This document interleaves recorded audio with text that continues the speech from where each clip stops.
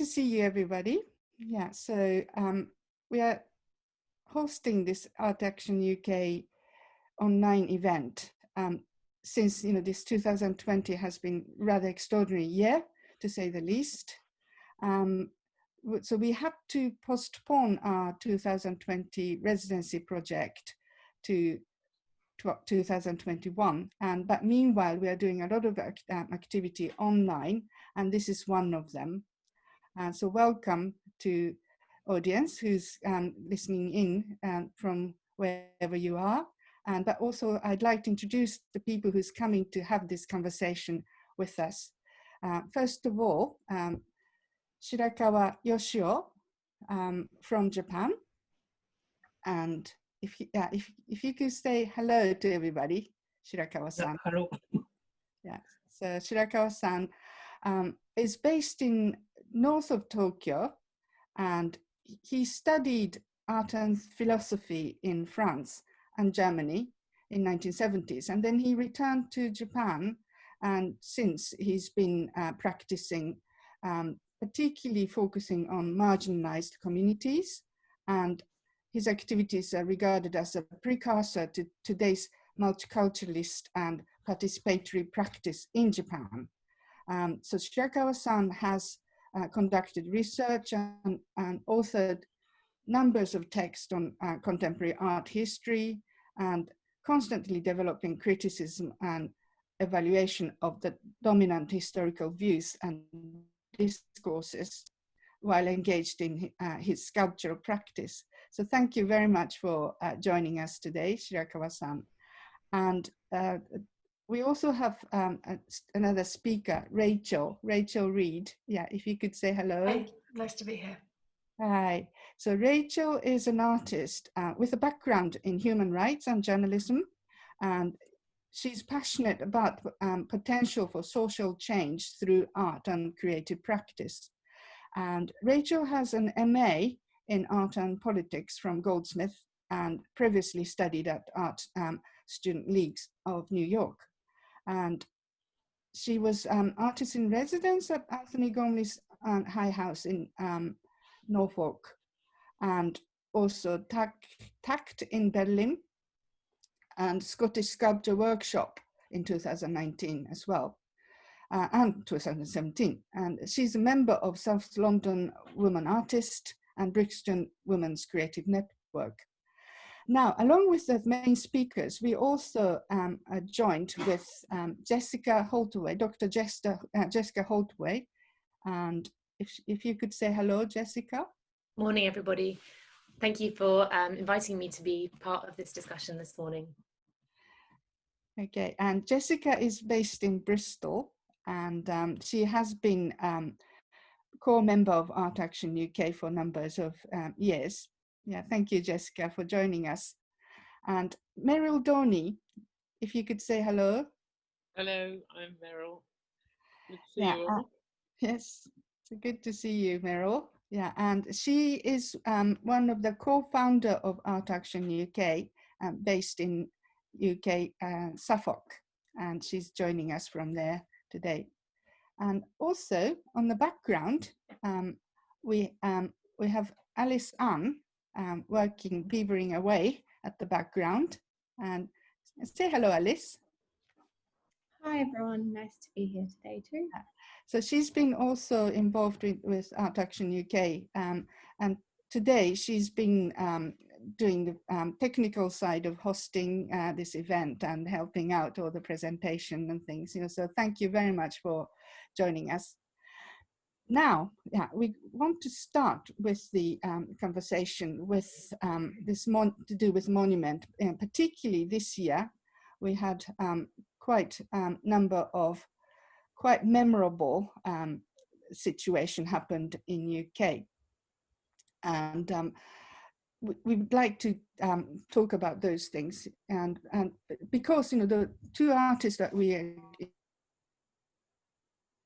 invited today, both deeply engaged in art and activism, and particularly in the midst of pandemic, they are both interjecting their perspectives in current and ongoing issues through their practice. And so we'd like to particularly focus on the monument and collective memories and historicity in relation to what has happened this year. Alison, if you don't mind sharing the presentation.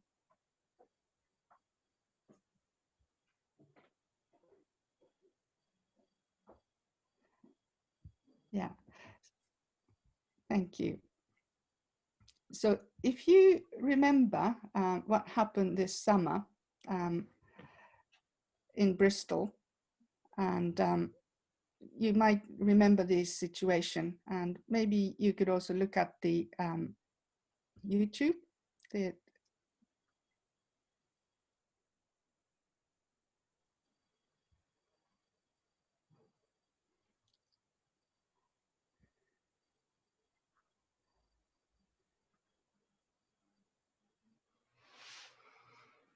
Yeah, so this in UK this summer, a lot of movement to do with Black Lives Matter movement, and in particular, a very stark memory that people may have is this action where the Edward Colston's statue's been thrown into Bristol Bay. Yeah, so since Jessica, you are in Bristol, yeah, perhaps you could talk a little bit about what has happened.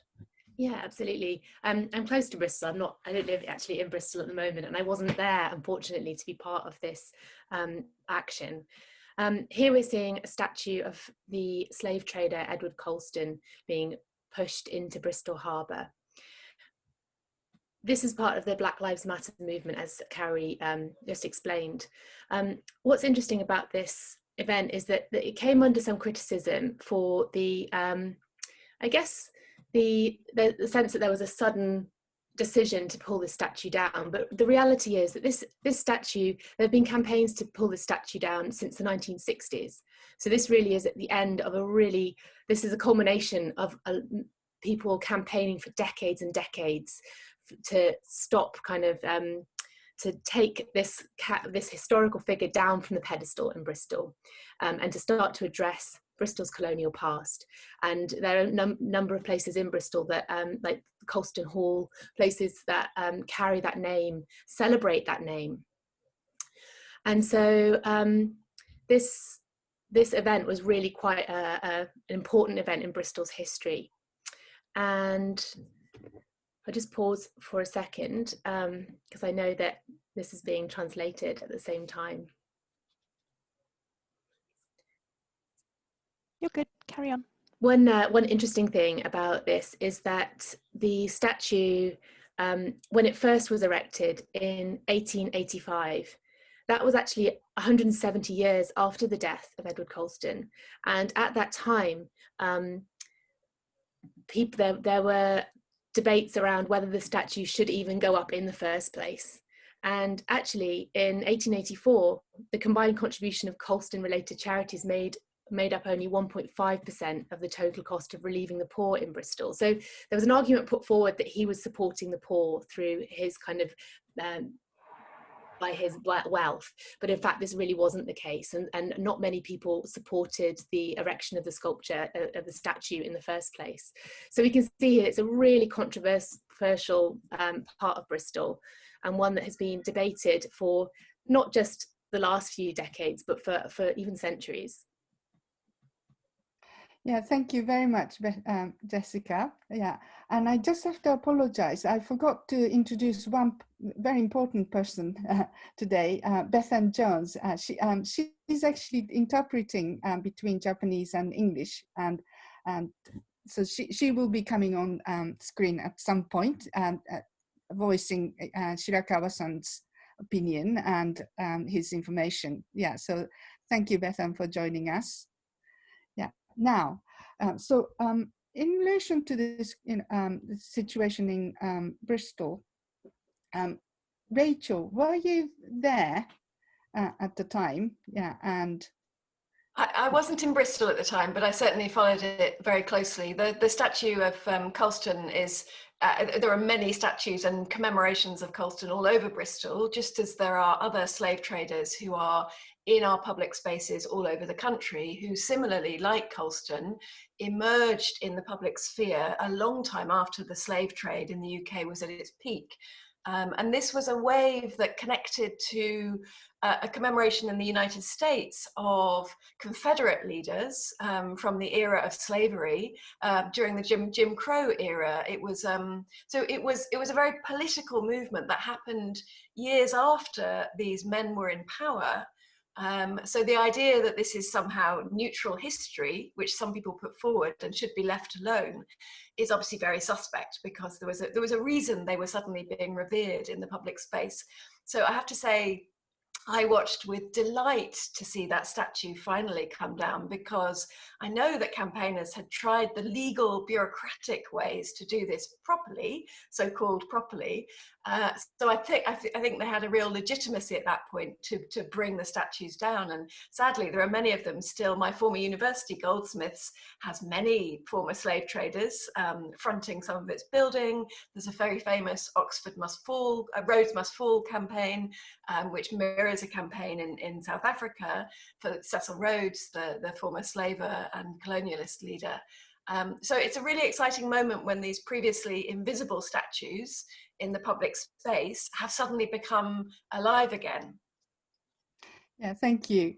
And Rachel, talking about statues and art, your work also is very much involved in this all notions of kind of symbolism. And yeah, so if you could maybe talk to us about your practice, yeah, a little bit. Yeah, so I've focused in a work called Royal Slavery, I've focused very much on trying to insert the royal family into our discussions about slavery, because although we've started a conversation about slavery in this country, for a very long time we whitewashed the conversations about slavery. We focused really on the British getting to the abolition of slavery in the 1830s, as if this heroic moment was actually more significant than the slave trade that preceded it. That's what we taught children in schools and continue to this day, really.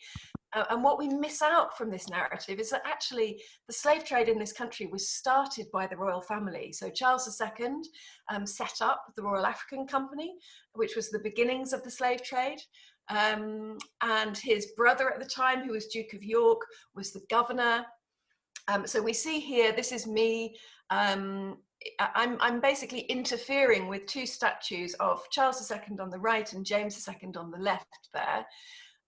So the Royal African Company branded enslaved men and women with an RAC for Royal African Company and a DY for Duke of York.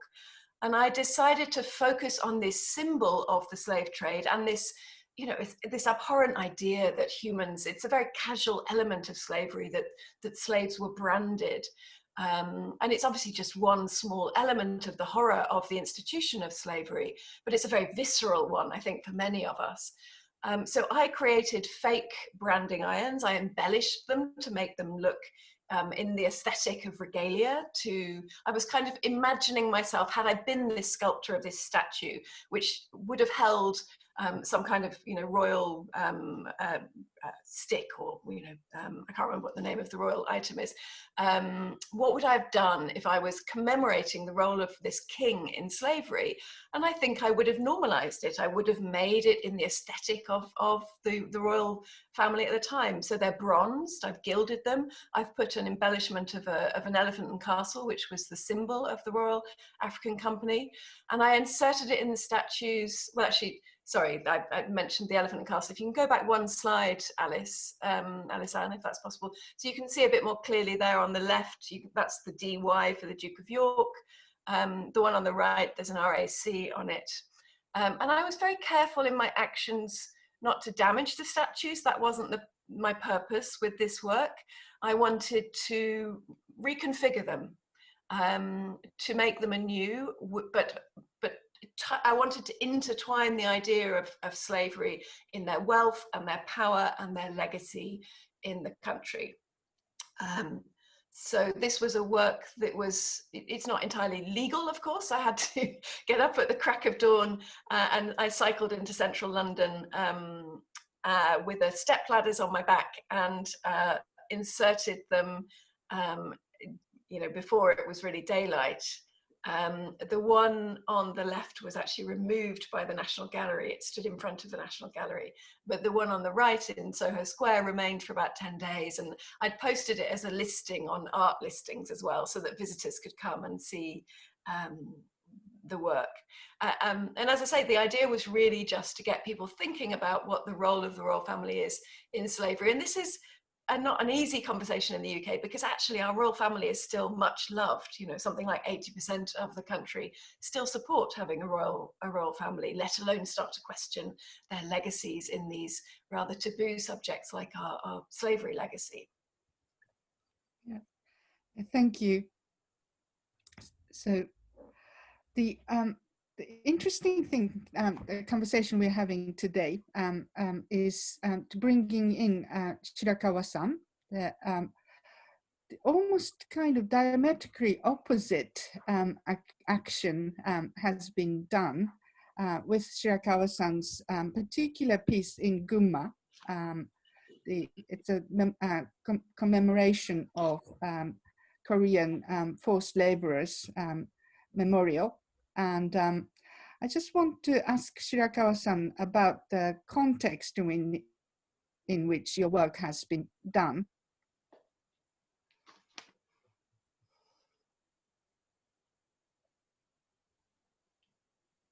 じゃあ日本語で大丈夫ですか？お願いします。これは、2017年に、群馬の県立美術館に展示した作品ですけれども、これは展示できなくて、その日に、美術館から撤去するように言われて、現実には展示できませんでした。これはだから写真で撮ったのは、観客が来る前の状態、オープニングの前の状態で、これ写真撮ってるんですけれども、この話、ですね、群馬県の、この美術館が建ってる、場所に、公園があります。公園の中に美術館は建ってるんですが、そこの公園にですね、2004年に、ここに書いてある、コーリアンフォス、朝鮮人の強制連行についての、慰霊碑というものが、2004年に建ちました。建ったんですけれども、2014年に、これが撤去というふうなことが、群馬県の県議会の方で、決まったわけです。で、決まったことに対して、碑を守る会という、グループができてて、それが裁判を起こして、現在も裁判中です。で、2014年、に、県議会の方では、撤去を決めたわけですけれども、私は、実物の作品、実物の碑をですね、持ってくるというわけにはいかないので、これ代用ですけども、布で、同じスケールと、同じ形のものを作って、見せると、そういう。すみません、ありがとうございます。白川さん、じゃあちょっと今、通訳の方を入れて、もう少し短くして、通訳を入れていきます。お願いします。はい。はい、通訳します。Yeah, so this is a piece that I made that was displayed, or rather meant to be displayed, in the Gunma Museum of Modern Art in 2017. What actually happened was that on the day of the opening of the exhibition, I was told that I had to remove it from the exhibition, so it was never exhibited at the Gunma Museum. The photo you see here was taken before the opening of the exhibition. Now, the background to this is that the museum is located within a park. And in 2004, there was a memorial set up in the park, the memorial with the title that you see here, Memorial for the Korean Forced Laborers. But in 2014, the Gunma Prefectural Council decided to remove that statue from the park, that memorial. In response to this, there was a group set up called the Group to Protect the Statue, and they took this to court to object to the fact that this memorial was being removed, and that court case is still ongoing now.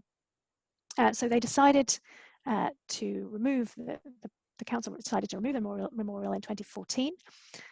This exhibition was 2017. I couldn't bring the real thing, obviously, to the museum, so I decided to create this piece that represents it in cloth. It's the same shape, it's the same scale as the memorial itself.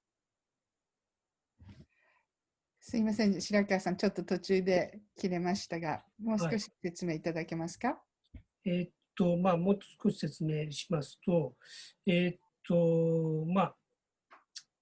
なんていうかな、日本で、本当は、80年代くらいからもう始まったわけですけれども、日本の、なんていうかな、歴史修正主義者っていうか、今の自民党の人たちのほとんどがそうなんですけど、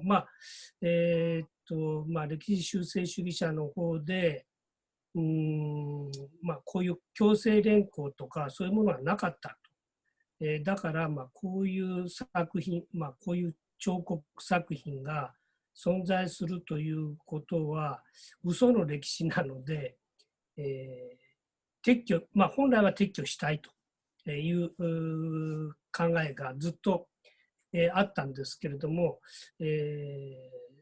すぐに撤去するということはできなくて、これまでは全国に32カ所ぐらいあるんですが、それの、こういうモニュメントの裏にテキストが書いてあるわけですよね。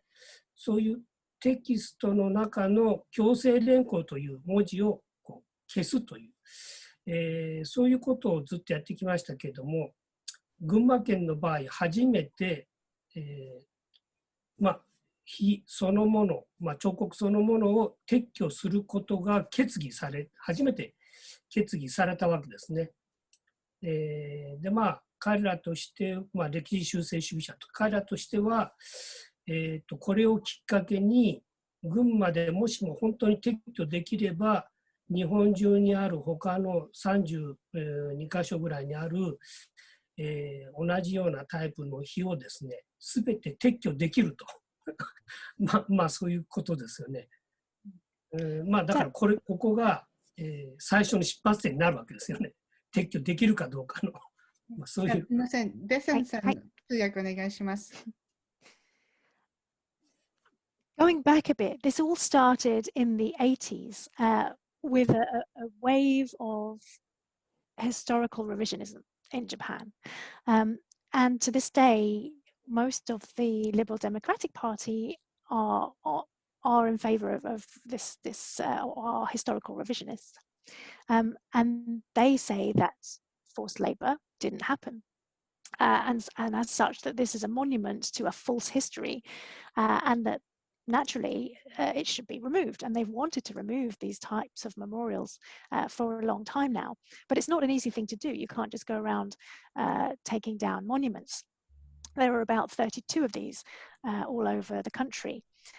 But what they have been doing is removing references to forced labor from the plaques on the memorials. And what Gunma has done for the first time is to remove the monument itself. And the historical revisionists think that if Gunma are successful in removing this memorial, that they can do the same for the rest of the 32 around the country. So this is just a start point, really, in deciding whether the removal of the rest of the monuments will go ahead.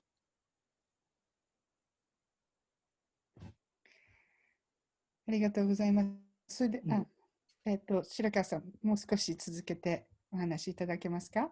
はい。日本の場合、日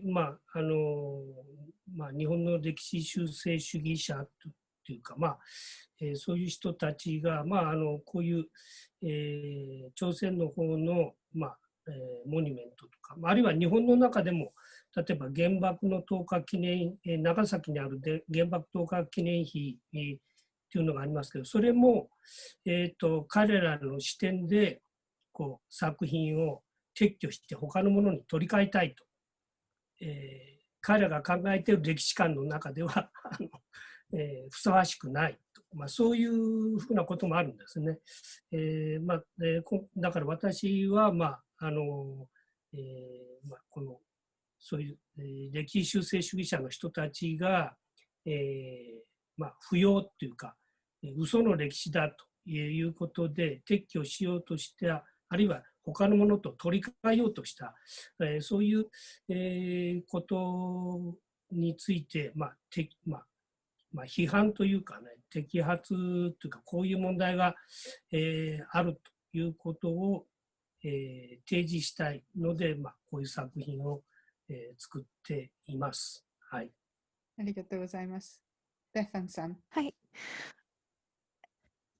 These historical revisionists are trying to remove not only memorials to Korean forced laborers, but also, for example, memorials in Nagasaki to the atomic bomb. And they want to either remove or replace them with something else because as they stand at the moment, they do not fit with their view of history.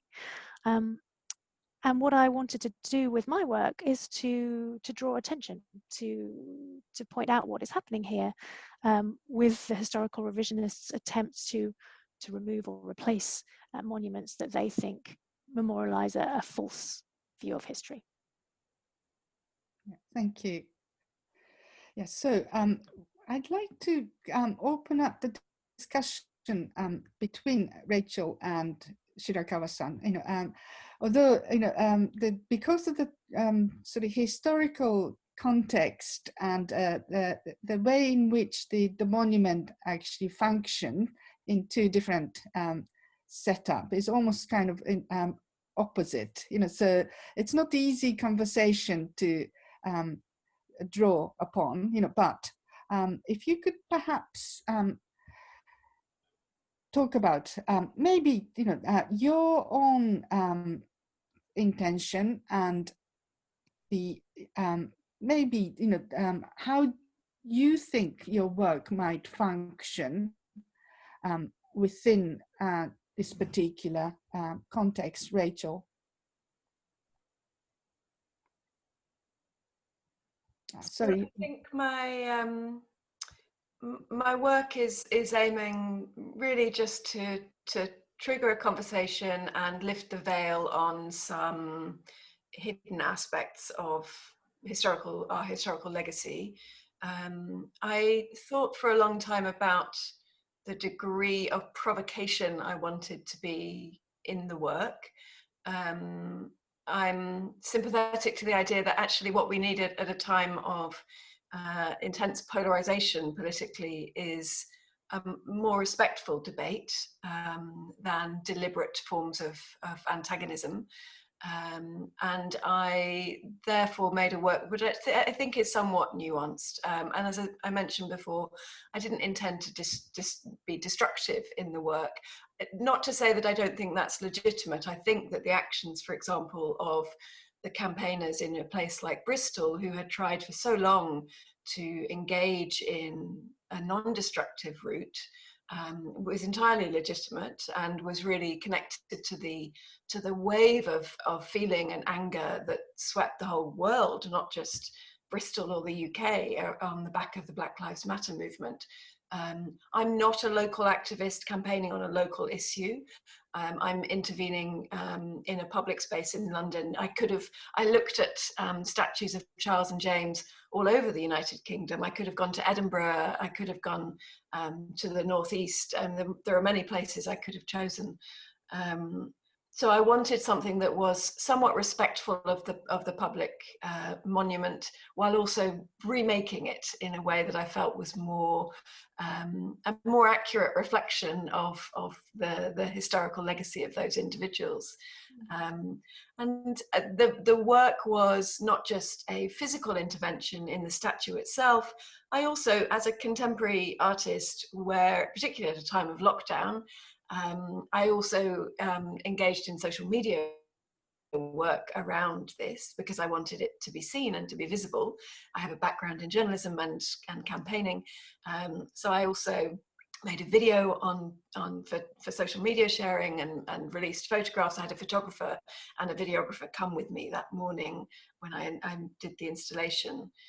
And to me, that's part of the work. Some people don't like, I think, seeing social media campaigns as part of an artwork per se, but I think if I'm serious about the idea of triggering debate and raising awareness, then unfortunately that also means engaging in social media work. So I mean, and actually I didn't do a brilliant job. I got about 10,000 people engaging in some form on social media, which was okay, including Black Lives Matter groups on Facebook and Instagram. So I was using other avenues to have a digital representation of the work as well. Yeah, thank you. So Shirakawa-san, I suppose I need to ask specific question as I asked Rachel. Do you think your work was provocation?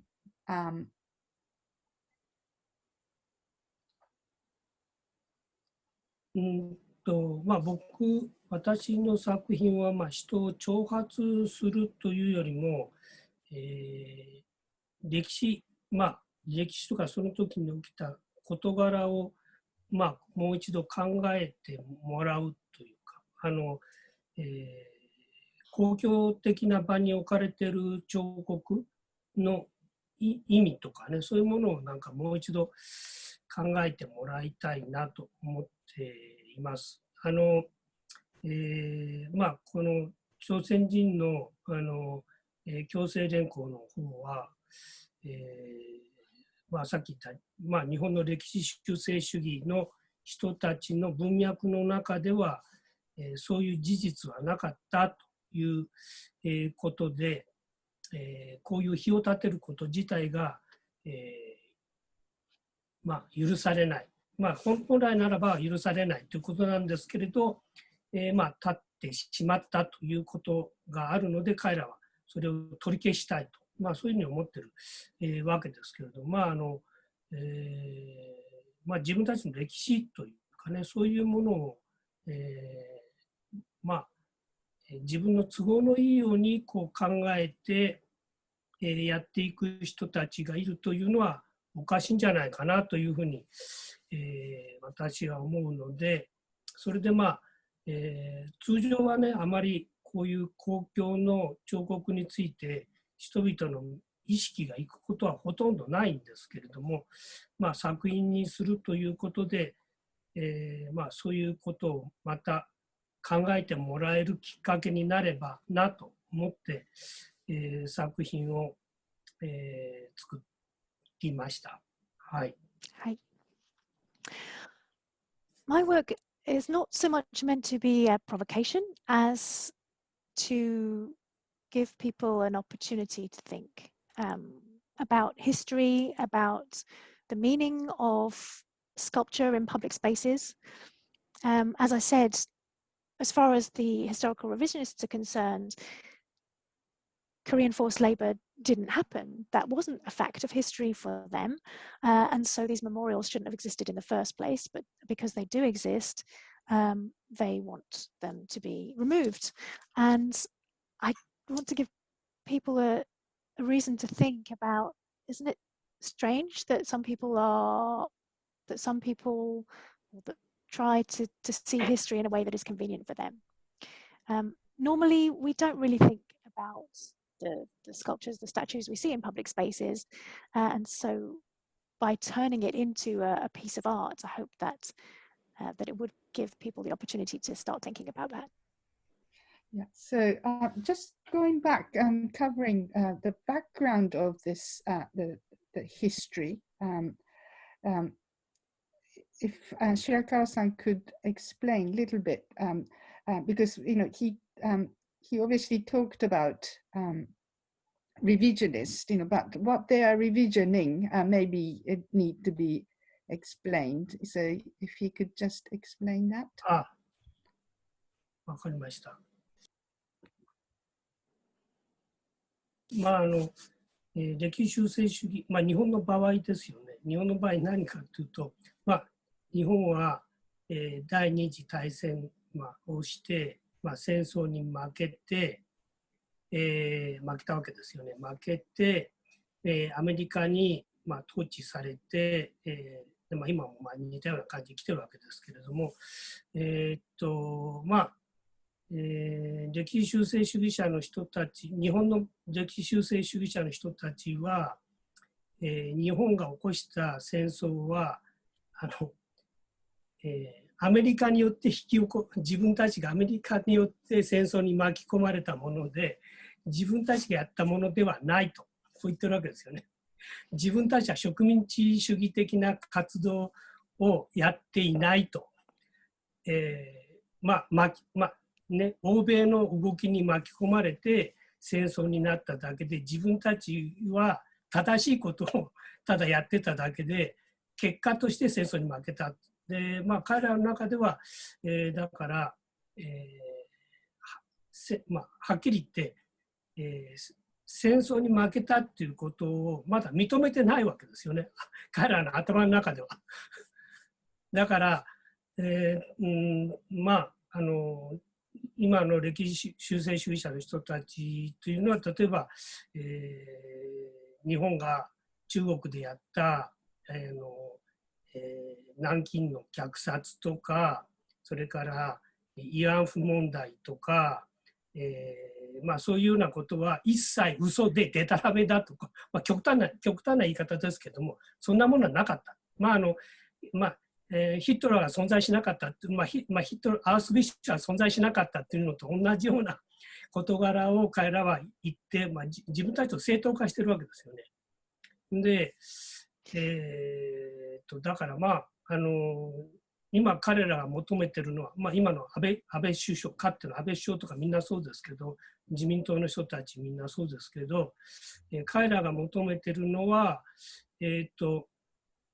今の日本国憲法はアメリカによって与えられた憲法で日本には合わないので、今日本でも盛んに、憲法改正っていう問題がずっと、その歴史修正主義者の人たちから出てて、何かというと、戦争前の大日本帝国憲法に戻りたいとそう言ってるわけですよ、彼らは。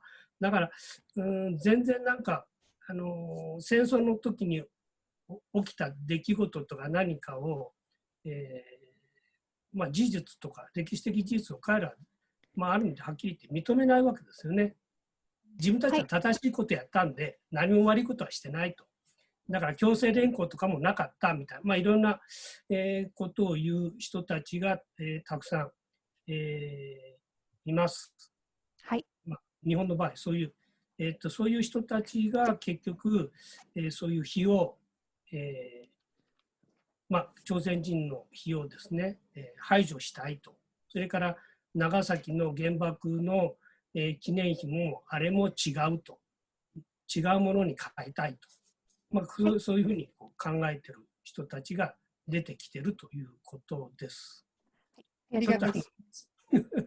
Bethanさんお願いします。ほとんどね、口頭無形なバカみたいなことを言ってるわけですよ、政治家の人たちは。So, in the case of the Japanese revisionists, so Japan lost the war and was occupied by the US. The Japanese historical revisionists blame the US for getting Japan into the war in the first place. They say Japan didn't start the war. They weren't involved in any kind of colonializing activity. They got swept up in what the West was doing, and as a result, ended up part of a war which they ended up losing. Although they don't actually admit that Japan lost the war. They also don't admit to things like the rape of Nanking. They don't recognize the Korean comfort women. They see all of that as a ridiculous bunch of lies, and it's as though it's like denying the Holocaust. It's like saying that Auschwitz didn't exist under Hitler, and that's how they justify themselves. Prime Minister Abe was one of them. Most of the LDP are revisionist. They also believe that the constitution, the Japanese constitution, was forced on Japan by the US and that it's not suitable for Japan. They want to revise the constitution as well. They want to go back to the pre-war imperial constitution. And they don't recognize that Japan did anything wrong in the war, and hence no forced labor. And the memorials to Korean forced laborers should be removed, as well as the memorials in Nagasaki. And that's the background. That's what we're facing. Yeah. Thank you. Yeah. So again, totally different context, but still dealing with monument and its symbolism and its power. And Rachel talked a little bit about the engagement and social engagement, through Facebooks and those other medium that Rachel proactively using. And but Shirakawa-san's case, you didn't actually. I don't know. Were you expecting the resulting withdrawal of the exhibits and all other kind of legal entanglement?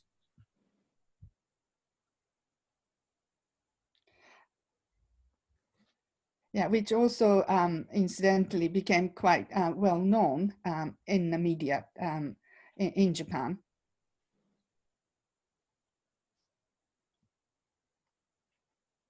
Mm. そうですね。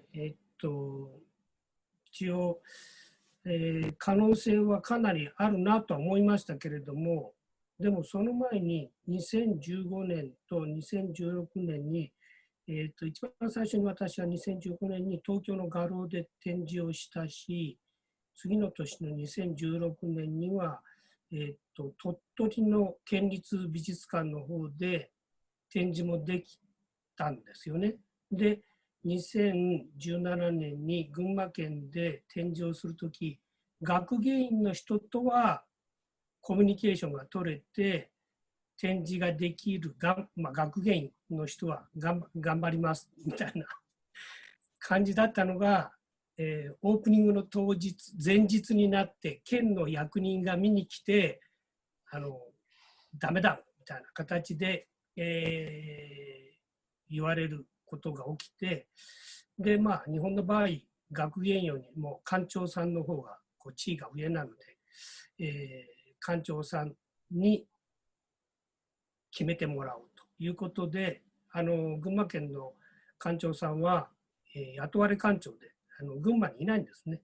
東京にいて、で東京から夜中呼び出して、群馬県の県庁の人が呼び出して、夜の9時ぐらいから10時近くまで会議をやって、で会議が終わって結果が出るまで僕なんか待ってろと言われて、待っていて、で最終的に、撤去、作品は展示できませんというようなことで、展示できなくなった次第です。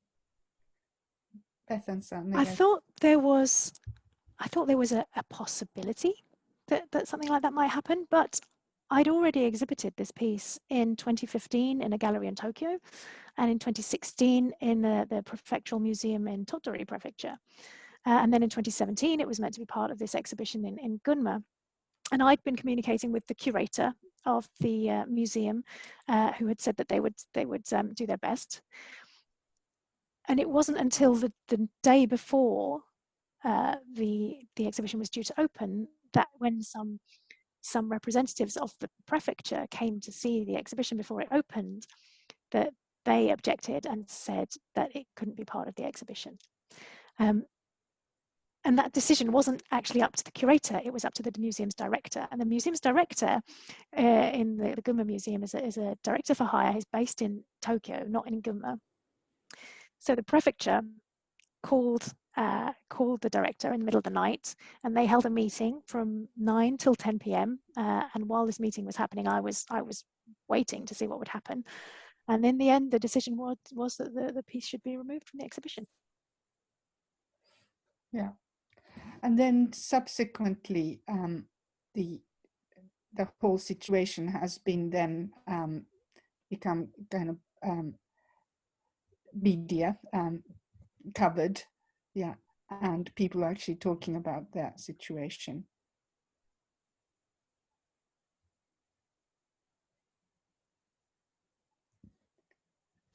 Is that right? それについてあれですけども、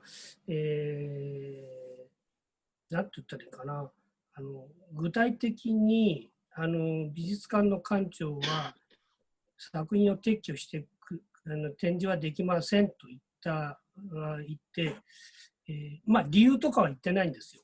ね、それから県の方も直接僕には何も言わなかったし、だから、本当のところ何が理由で展示ができなくなったのかは分かんないです。ただ館長が展示しないと、これは展示できないというふうに決定したと。それで、展示しないでくださいということだったんです。まあ、でまあメディアとかなんかに、その後いろいろ出て、まあいろいろな人が、表現の自由について、問題があるんじゃないかとか、まあいろいろ言いましたけども、なんか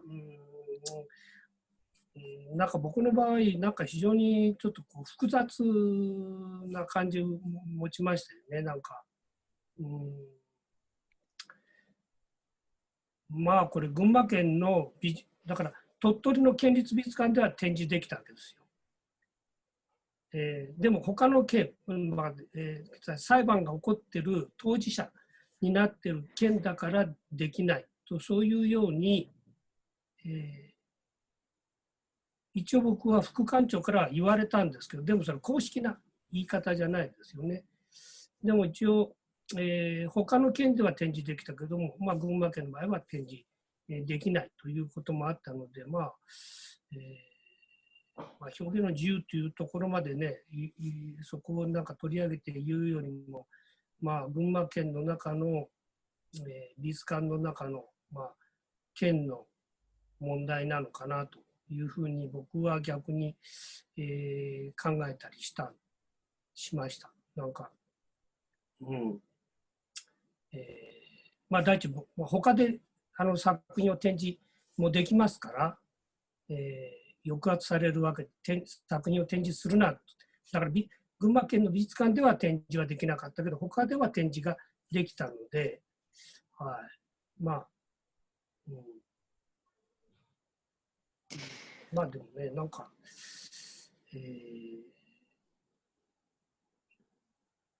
まあただまあなんかね、こういうね、なんか歴史修正主義みたいな問題っていうのは、なかなか気がつかないというか、一般の人は分かんないし、美術作家も、そういう問題はあまり分かってないと思いますよ。なんか2016年の愛知トリエンナーレの時に表現の不自由点の問題とかありましたけども、あれに出てるほとんどの問題がその歴史修正主義者の方から見てダメだという作品ばかりなんですよ。天皇の絵を描いたりとか、原子力発電所の問題を作品にしたりとかまあ、朝鮮人の問題とかね、ほとんどその歴史修正主義者の側の人たちから見たらダメだという、まあ、そういうものは、ね、取り上げられてるので。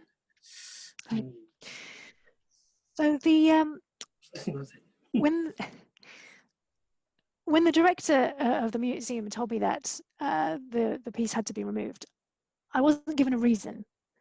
And the prefecture didn't say anything to me directly either, so I didn't know why my piece was having to be removed from the exhibition, just that the director had said that it couldn't be exhibited. The media, as you say, did pick up on it, and people started saying, well, this is against freedom of expression.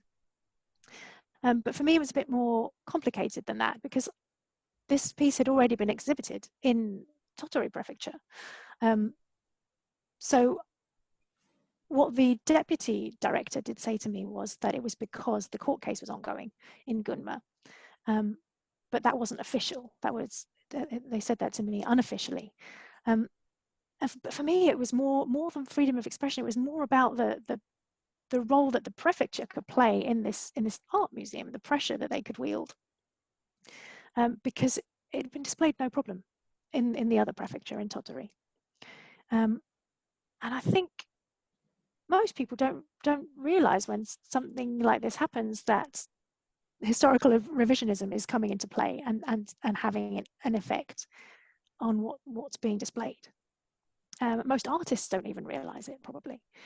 There was the example of the Aichi Triennale, where they had the freedom of expression exhibit, and most of the works that were on display there were things that the historical revisionists would have hated. The exhibits about nuclear power, about the Korean comfort women, forced laborers, all of those things. Yeah, thank you very much.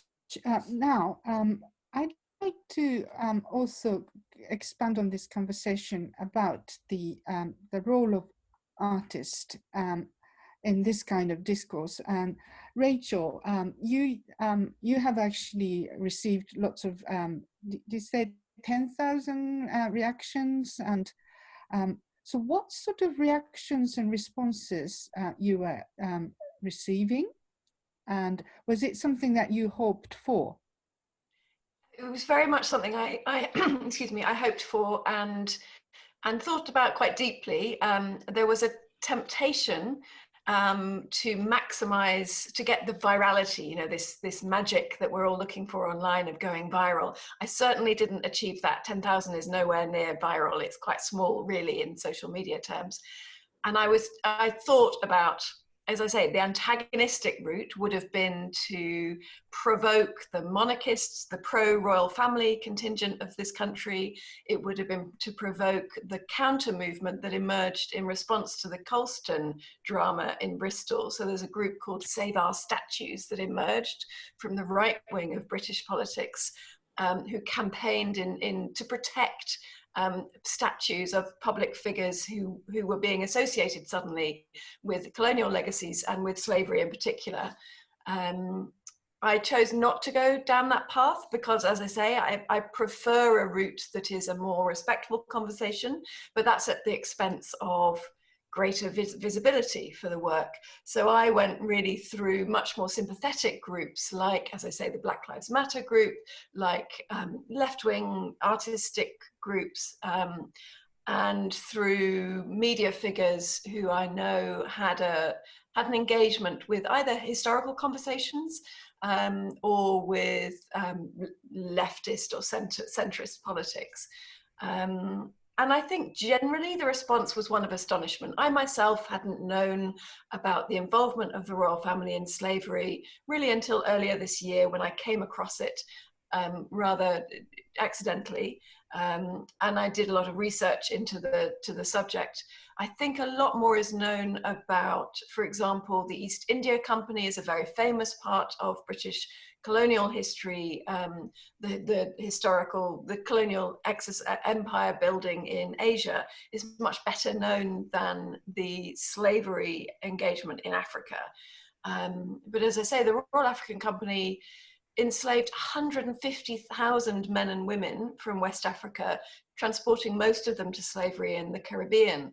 And I think because all of this was remote from the British public, it was taking men and women from Africa to the Caribbean where the plantations were. A lot of people in England just are blind to this. And then if you add into that the engagement of the royal family, it's still a very unknown part of our history. So I did get some very hostile reactions. It did get picked up by the Save Our Statues campaign online.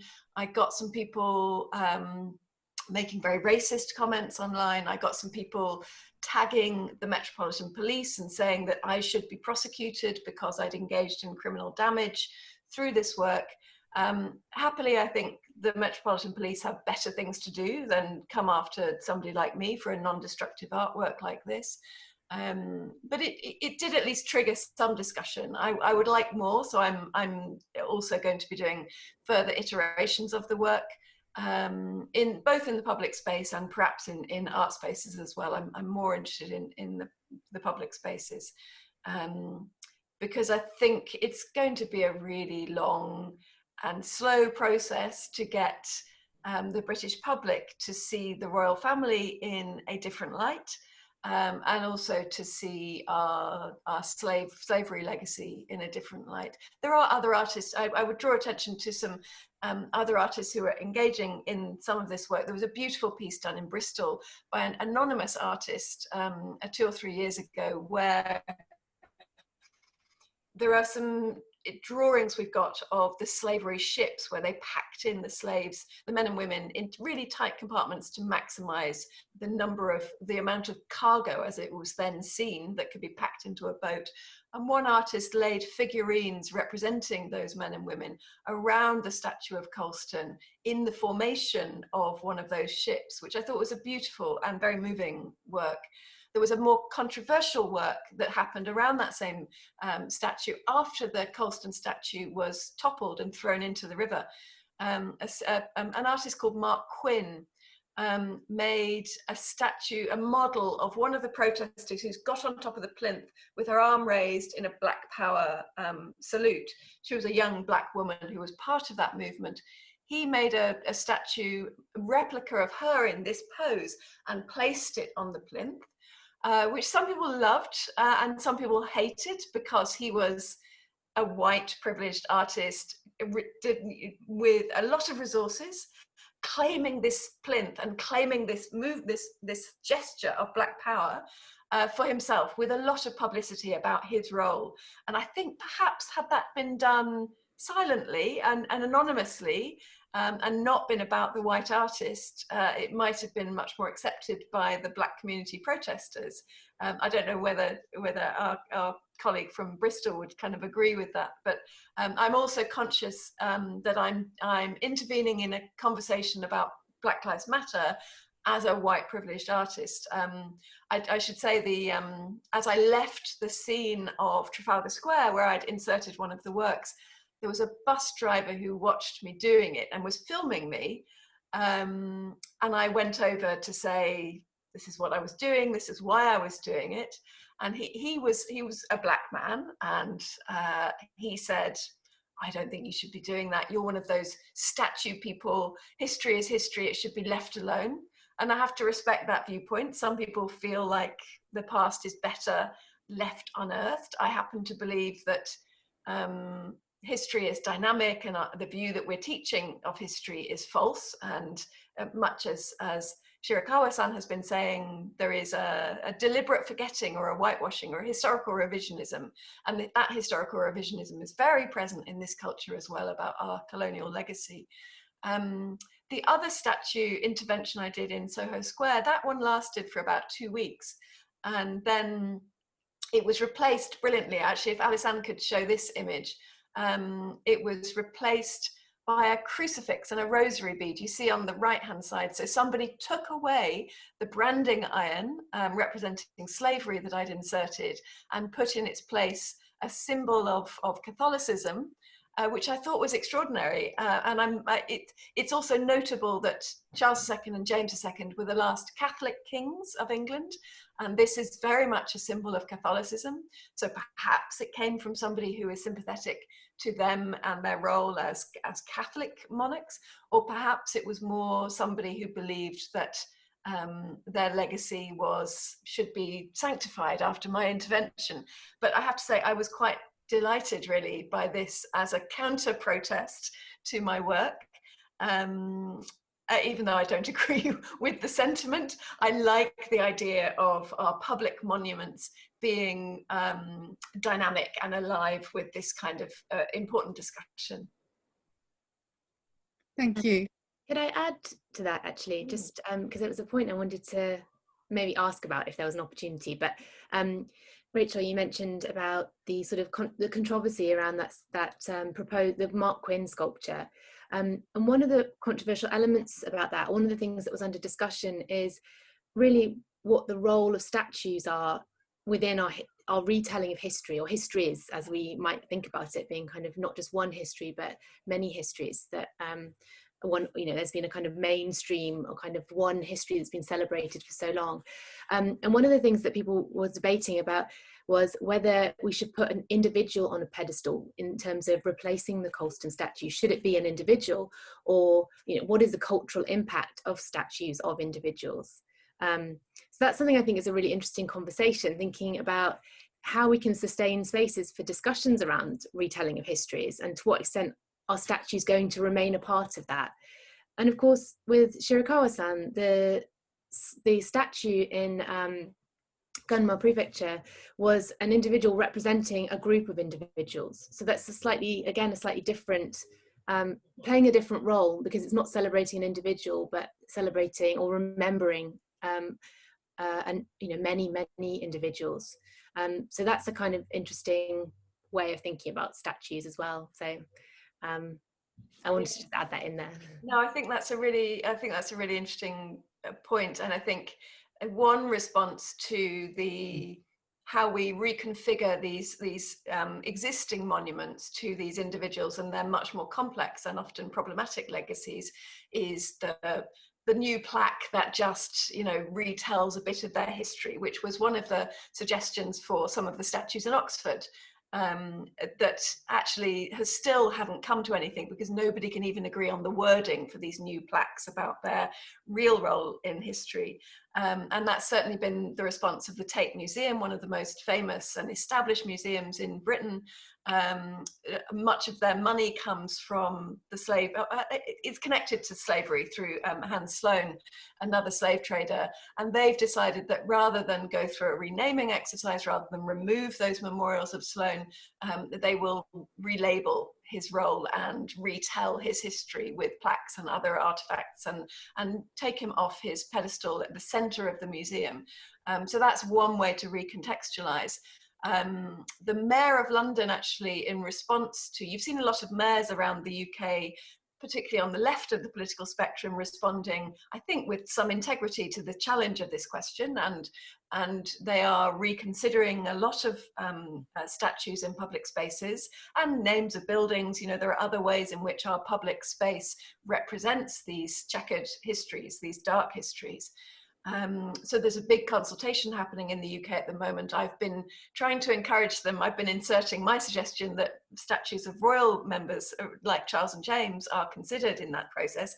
I think it's unlikely, to be honest. I think it's more likely to be the traders that are considered.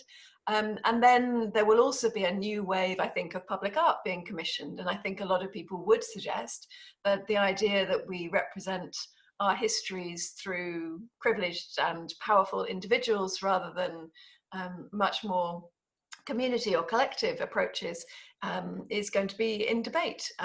There was a very famous debate, big controversy in the last couple of weeks about a new piece of art that was commissioned to represent a famous feminist called Mary Wollstonecraft, who was represented by an artist called Maggie Hamlin with an every woman figure.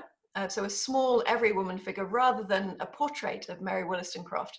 Unfortunately, she also chose for that every woman to be nude, which enraged a lot of feminists who felt that actually we should have moved past the point. The idea of a nude female in public art is so controversial in terms of the male gaze and objectification that this was inappropriate. But still, it's a very live debate, I think, whether the individual or the collective is best represented through portraiture.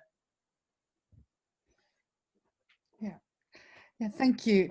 I mean, there's so much in this discussion about monument art and social engagement, and we'd like to go on. I think we could go on easily for 3 hours of debate and discussions, you know, but I think for today we're going to close it here, and perhaps, you know, maybe in future we could develop this conversation, you know, further. And thank you very much for everybody. And I'd like to ask particularly thank you for Shirakawa-san and Rachel, and also the, Bethan and the interpreter. And thank you very much for your input, Jessica, as well. Yeah. And also, before I go, I'd like to flag up the Art Action UK. We are going to put this onto this website and through Facebook and other online platform to share. So if you are interested in subject, and if you're interested in any of the activity that we are doing, please look at this website, and then you could contact us. Thank you very much.